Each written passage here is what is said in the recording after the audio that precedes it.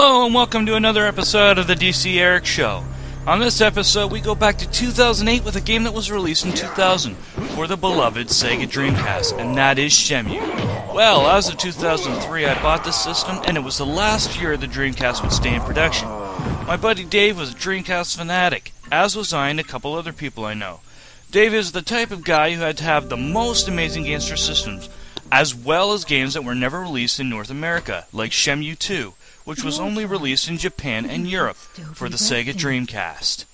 I'm fine. I remember him letting me borrow Shenmue. At the time, I never knew what I was getting into and got so bored.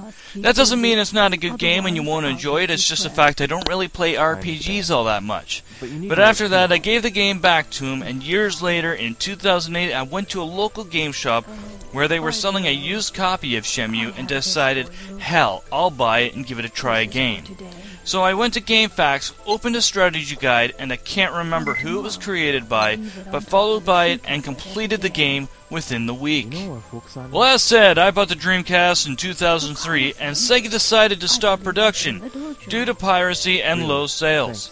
That doesn't mean the system was bad. With games like Sonic Adventure, Soul Calibur, and others, you'll see why the system was so great. There were many reasons why the Dreamcast failed, and one of them was Sony PlayStation 2. The Sony PlayStation 2 had a built-in DVD player, and Dreamcast didn't. Also, after many Sega failures like Sega CD and Sega 32X and the short-lived Sega Saturn, the audience was growing dim on the fate of Sega hardware. The Sega Saturn wasn't all that bad, but the reason why it was short-lived is they decided to build the Sega Dreamcast, and it was deemed as a more revolutionary system at the time, being the first 128 megabyte system, and the first system to make online multiplayer.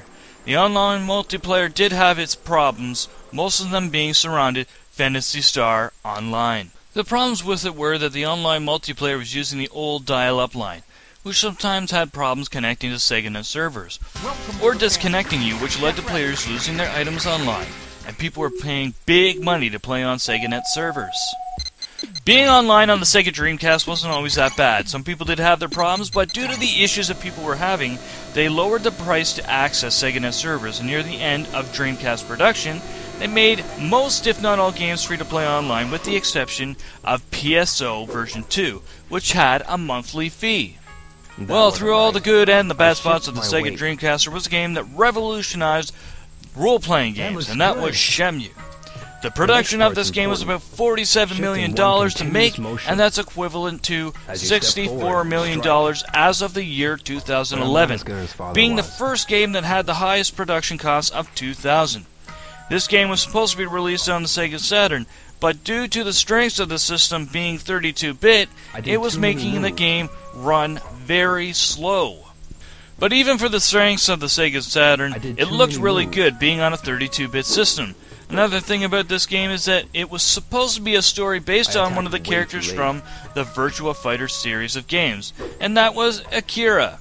But the game was moving away from a Virtua Fighter story to an original story that had nothing to do with Virtua Fighter series, and that's how we got Shenmue. So, the Dreamcast was just revealed, and Yu Suzuki, the god of some very popular Sega games, had decided to move production of Shenmue from Sega Saturn to the Sega Dreamcast. Being developed on Dreamcast meant better 3D visuals, dark and night environments, facial movements, and a large open world, and was developed on 3 GD-ROMs. And if you don't know what a GD-ROM is, it's the equivalent to a CD-ROM but could hold about 1 gigabyte of space, and had better security measures than a CD, which meant GD-ROM could not be read from any CD-ROM, DVD-ROM, or Blu-ray ROM because of where the data was laid out. Of course, there was a 4th GD-ROM which contains a passport, which is basically a web browser that would link you to a Shenmue website. Not only did this game have great visuals and amazing open world, it had a great story as well. You play as a character named Ryo Hazuki who returns to his dojo to find his father in battle with a man named Lan Di. He was on his mission to find a Dragon Mirror, which I guess holds some sort of power that would dominate the world. Ryo Hazuki then decides to go after Lan Di, who battles him powerless, and Ryo watches Lan Di give a powerful blow to his father, killing him. So this now leads Ryo to start investigating in the search of Lan Di and finding the Dragon Mirror. so prepare for this long adventure with an amazing story. The game includes QTE adventures, which will have you pressing buttons on the screen to complete missions similar to games like God of War and Die Hard Arcade. You also get trained to learn some special moves that you'll need to use during battles with other enemies in the game. In the game, you also get to play some amazing minigames like darts and some old arcade games. If you play mini-games and arcade games, you can buy unlockable items. Somewhere in the game, Rio gets a job which will have you driving a forklift, which was another popular part of this game, and pretty fun as well. This game also included a clock, which all events happened at a certain time, and sometimes you ended up having to go back into the arcade and play some mini-games or walk around until you can start the next event. But don't think when you finish the game, that's it, it's over, because it continues in Shenmue 2. This, of course, is where the heartache comes to all fans of the Shenmue series. This game was supposed to come in 3 chapters, but for some reason, a 3rd chapter had never been completed, leaving Shenmue 2 the last Shenmue game developed. During the last 10 years, fans of the series have made petitions to make the final game. We have heard plenty of rumors that Yu Suzuki wants to release the game as well, but it's up to Sega to confirm. Also, Yu Suzuki has decided to leave Sega as of September 2011 to work with his company YSNet.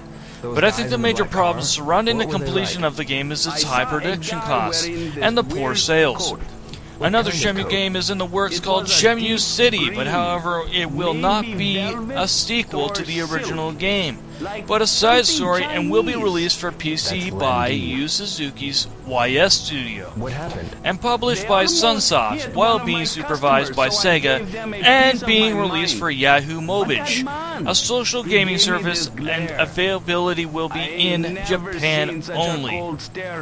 Now, I did mention that Shenmue 2 wasn't released down here in North America for the Sega Dreamcast, but Sega was so polite that after the production of the Dreamcast, they decided to release the game for the Xbox with English dubbed voices and crisp graphics, and adding some things to make the game play better, look better, and feel better to the player.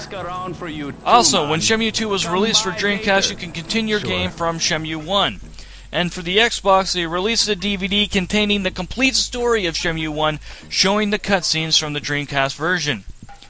Also, all the items that you unlocked on the Dreamcast version of Shenmue 1 were all included in the Xbox version of Shenmue 2, with the exception of audio tapes.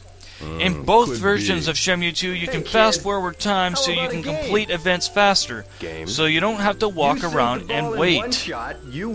So at the end of it all, Shenmue is a great game, and it's a shame that Shenmue 2 is the final game, and it leaves us with a cliffhanger ending, making us hurt inside for the completion of such a great game. This game is available on the Sega Dreamcast, and you can probably find it in your local game shop or online at ebay.com. Well, I'd like to end this episode with the same line as usual, but this week we have lost a great man, and although not related to this game, he was a genius. This man revolutionized technology and made the world of people happy with his creative mind. Because if it wasn't for his creative mind, you wouldn't see cool things like the iPod and iPhone. And it's because of this I'd like to say rest in peace to Steve Jobs.